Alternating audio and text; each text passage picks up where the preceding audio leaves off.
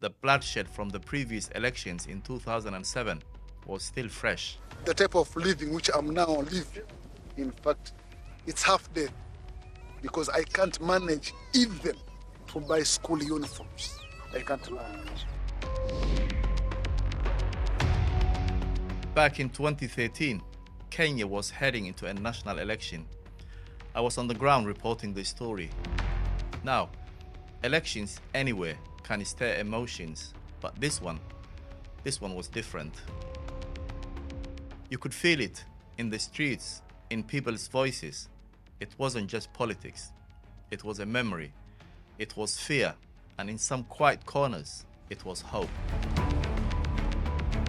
Welcome back to my journalism toolkit. If this is your first time, I'm Jamal Osman, and each week I will bring you personal experiences behind some of my reports. The ground felt uneasy. The bloodshed from the previous elections in 2007 was still fresh. More than 1,000 people killed, 500,000 driven from their homes. People hadn't forgotten, they couldn't. And this time, the stakes were just as high. One of the leading candidates, Uhuru Kenyatta, was facing charges at the International Criminal Court, the ICC, accused of helping orchestrate the very violence that tore through the country just 5 years earlier. So this wasn't just another vote. It felt like a reckoning. I remember how still everything was. Roads that should have been busy were quiet. Many Kenyans chose to stay at home. They didn't want to take chances. They had seen what could happen, and they weren't ready to risk it again. I decided to go to Mombasa. Now, when people think of Mombasa, they picture the warm breeze and beautiful coastlines. Ancient Swahili history, tourists chasing paradise. But in 2013, what I found was unrest. There was rising anger across the coast. Sometimes it simmered, sometimes it boiled. At Friday prayers, the mosques felt more like a political rally. The sermons weren't just about faith anymore, they were defiant. One local imam was even standing for office. I remember his words clearly. We have suffered as a coast region. We have suffered as coastals. One of the major reasons is because of our political leaders. This wasn't just politics, it was pain. It was decades of being pushed to the margins. And underneath all was land. Land came up again and again. Who owned it? Who had papers? Who got pushed off? Many families had lived on coastal land for generations, but because they didn't have documents, officials said they didn't own it. And just like that, they were out. I met Mr. Ali, who showed me around. Their issue was to grab this land. Yeah. They destroy all houses from the village, but I'm the head. So the good example starts from the head. His calm was striking, but underneath it, there was fury. He had lost everything and blamed the government. This is the type of living. You are welcome. This is the type of bed which we are using. This is the type of bed. You see?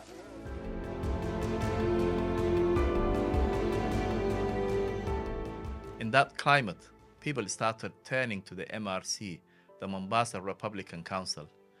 It was a separatist movement that wanted the coast to break away from Kenya completely.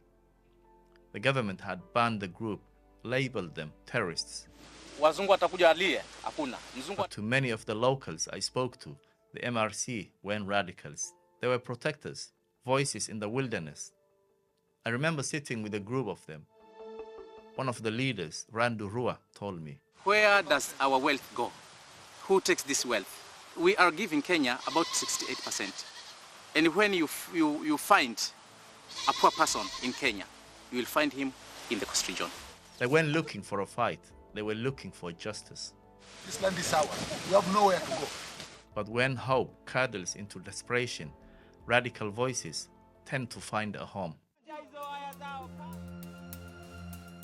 One of those voices was Sheikh Rogo, an outspoken cleric with growing influence. In 2012, he was assassinated. The government claimed he had links to Al-Qaeda. Locals didn't believe it for a second. His death lit a fuse. Riots broke out. Police clashed with mobs. Mosques were raided. People were killed. Mombasa, for all its natural beauty, was burning under the surface. And the election? It didn't feel like it was going to fix any of this. Not really. The roots of the distrust went too deep. Colonial land grabs, generations of marginalization, police brutality, corruption. Whenever I asked people if they thought a new government would solve any of it, most just laughed. Some shook their heads. A few wept. It's been over a decade now. The names might have changed. The headlines might have faded. But the big problems, still there. The land issue haven't been resolved. The poverty hasn't lifted. The rage, quiet though it might be, is still simmering. We talk about democracy a lot.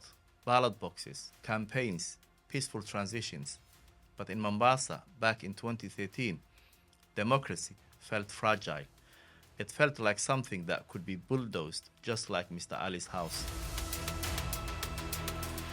To see more stories like this, join me on Substack. This is my journalism toolkit. Thanks for watching, and I will see you next time.